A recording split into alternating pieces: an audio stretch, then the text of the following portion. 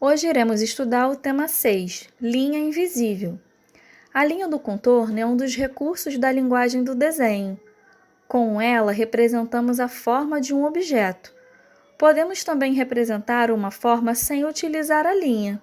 No Você, o Artista, nos estimula a praticar essa técnica em que a definição da forma é feita pela ausência da linha do contorno. Você irá precisar de desenho do projeto da escultura de composição, caneta esferográfica, uma folha de papel de seda e giz de cera. Para dar certo, você deverá copiar o desenho do projeto da escultura que você produziu na folha de papel de seda. Depois, deverá posicionar a folha de papel de seda desenhada sobre a folha de outro papel. Depois, você deverá reproduzir o desenho pressionando a ponta da caneta esferográfica sobre as suas linhas. Com isso, o papel que está embaixo ficará marcado com as formas do seu desenho. Quando terminar de transferir o desenho, retire o papel de seda e passe o giz de cera sobre a folha do papel, mantendo o giz levemente inclinado. Essa atividade é conhecida por nós como pintura mágica, onde podemos desenhar com giz de cera branco, diluir uma anilina da sua cor preferida em um pouquinho de água e utilizar o pincel para pintar com a mistura feita. Você irá perceber que as linhas ficarão brancas. Por isso, percebemos que logo elas estão invisíveis. Percebemos que as linhas ficam invisíveis. Dessa forma, elas aparecem branca no papel. Por isso, chamamos de pintura mágica. Agora, na página 28, iremos utilizar a escultura criada na aula anterior. Sabemos que as esculturas podem ser vistas de várias faces, porque elas são objetos tridimensionais. Vamos agora posicionar a sua escultura à sua frente e girar. Você pode observar que suas várias faces, seja ela frontal, traseira, à direita ou à sua esquerda. Posicione a sua escultura à frente e gire.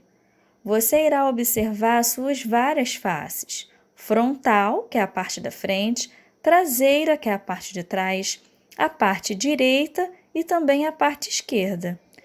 Em seguida, fotografe as faces da sua escultura.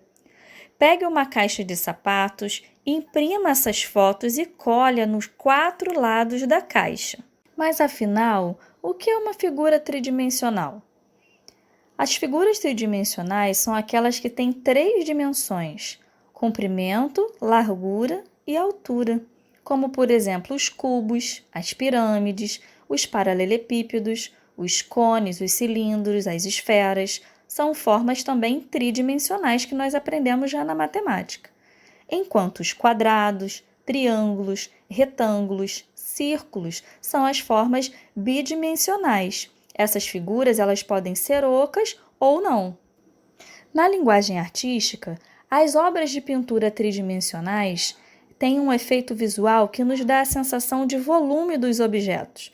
Quando falamos em efeito de volume, significa que a figura possui uma definição de altura, largura e principalmente de profundidade.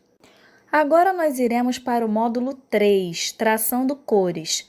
Nós iremos deixar para trabalhar o módulo 2 sobre música no retorno às aulas. O tema 13, arte na cor da página 58, é um tipo de arte que é uma linguagem que se representa em várias modalidades para expressar ideias e sentimentos do artista sobre os acontecimentos reais ou imaginários. Observe a seguir as imagens e reflita sobre quais modalidades artísticas os conteúdos e as ações desenvolvidas nas aulas anteriores se refere cada tipo de imagem abaixo. Nesse módulo, vamos criar e produzir uma composição visual aplicando a técnica da pintura. Mas antes, precisamos estudar sobre algumas partes importantes da arte. Toda produção artística é uma composição com os elementos estruturais de cada modalidade artística. Quando algum pintor aplica cores sobre algum suporte, ele está fazendo uma composição visual. As tintas usadas nas pinturas são feitas basicamente com pigmentos e aglutinantes. Você sabe o que é um pigmento? O pigmento é um pó colorido que dá cor às tintas. Ele pode ser natural, quando ele é extraído de vegetais ou minerais, ou artificial, quando ele é produzido em laboratórios, tendo como base materiais sintéticos. Já o aglutinante é o que une, o que cola o pigmento à superfície e permite que a tinta se espalhe uniformemente, com um bom deslizamento e também com uma boa fixação.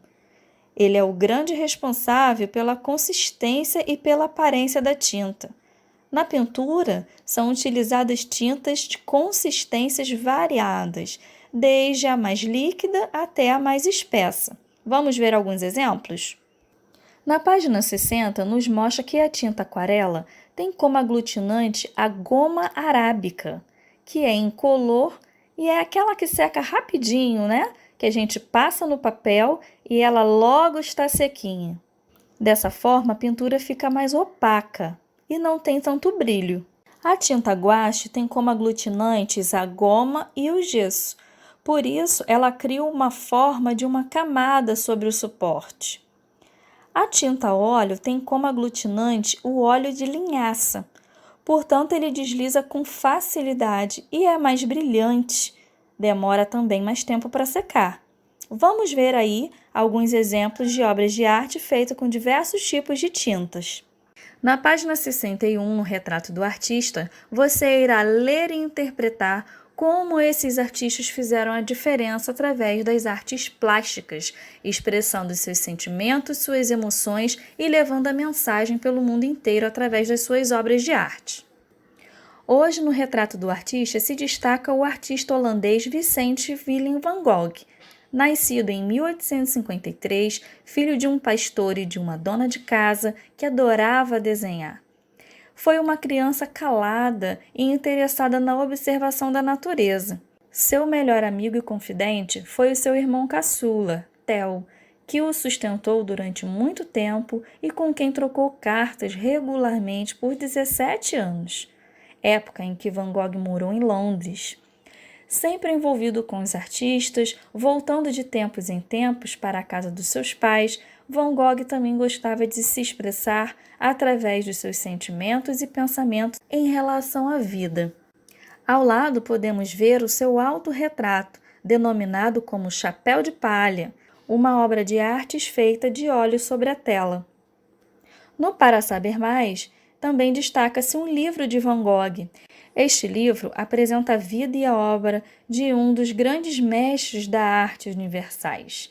Revela a infância, a família e os amigos, os primeiros traços e as obras mais importantes de Van Gogh, com os comentários a respeito das formas, cores e texturas usadas pelo próprio artista. Então, hoje nós aprendemos sobre os diversos tipos de tinta que nós podemos compor uma tela. E através do retrato do artista, aprendemos juntos que, apesar das nossas dificuldades, podemos criar as nossas próprias artes através da nossa imaginação e criatividade. Então fique o desafio para a semana. Assim como Van Gogh criou seu autorretrato, o Chapéu de Palha, você deverá fazer o seu autorretrato utilizando diversos tipos de materiais para elaborar a sua obra. Não esqueça de colorir e caprichar nos detalhes. Eu tenho certeza que você irá arrasar. Nós já aprendemos que um desenho ele pode ser feito através da observação ou da memória. Então, se você desejar, você poderá escolher uma foto recente para que você possa, através da observação, fazer o seu próprio autorretrato. Então, deixo aqui o meu beijo, até a próxima aula e fico aguardando a foto das suas obras de arte.